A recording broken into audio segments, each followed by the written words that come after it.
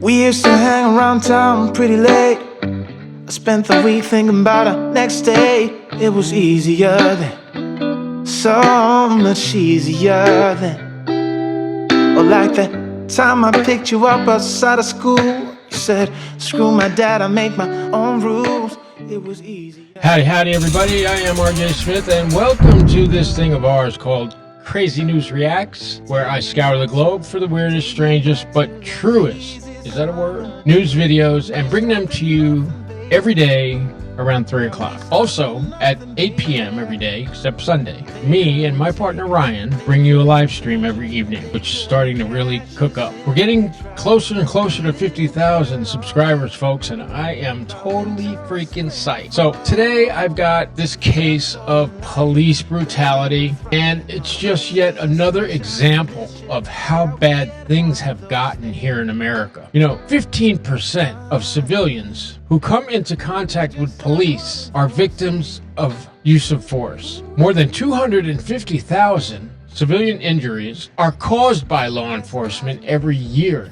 And if that's not bad enough, more than 600 people, civilians, are killed every year by law enforcement. So please hit that like, subscribe, follow, share, but most importantly, turn on your notifications. So every day you will get notified when this psychopath comes out with a brand new video. What? Let's get it. New tonight at 11, new body cam video shows the moments that led to a deadly shooting at a Buckhead restaurant. Just hours ago, Atlanta police released this video right now from that night. Officers shot and killed 22-year-old Nigel Collins inside the Fogo de Chao on Piedmont Road. And tonight, Nigel's family is finally getting the answers after waiting more than 2 years to see that video. 11 Alive's Angelina Salcido sat down with a former law enforcement officer and current attorney not connected to this particular case to help us understand the force the officers used. So, Angelina, what did you find out? Well, Ron, the question that remains tonight is, did these two Atlanta police officers do everything they could to de-escalate the situation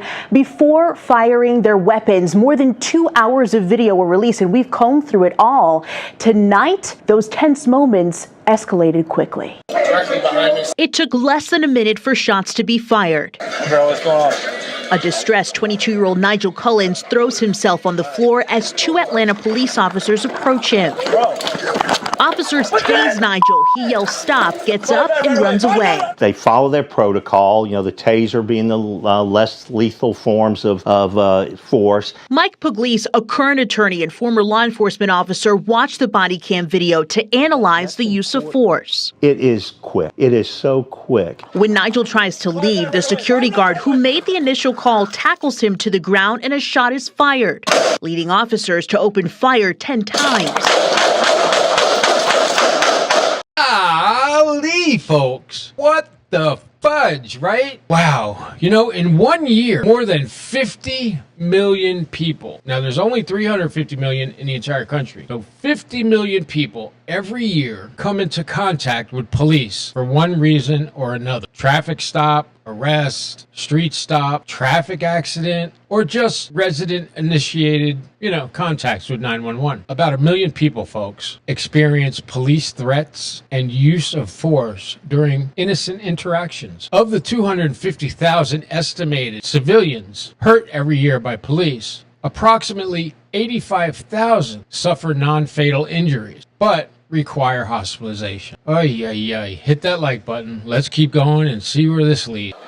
We pause the video before the officer shoots. Nigel is on the ground with his hands up. A total of 10 shots were fired. 5, and then a pause, and then 5 more. And if that is true, then I would like to question why the pause. From what I saw, I didn't see a threat on the ground. In an interview weeks ago with Nigel's parents and their attorney, Gerald Griggs, they questioned the use of force in the video, calling it excessive. They say the 22-year-old was armed, but not a threat. The gun is not visible. You can't see a gun. He's putting his hands up. Hours prior, Maya Collins had called for help dealing with her son's mental health. My son is in the apartment and he's going through his manic phase. We still don't know if officers understood he was in crisis before they responded. APD's report shows a 911 call requested an officer for an armed male inside the location. When they got there, an employee says A few minutes ago, he went inside the bar, pushed the bartender out of the way, grabbed her. How do you deal with those situations? And unfortunately, too many of them result in what we see here. Now, we did speak with Maya Cullins and her attorney hours ago. The family says that they hope that the release of this video marks the first step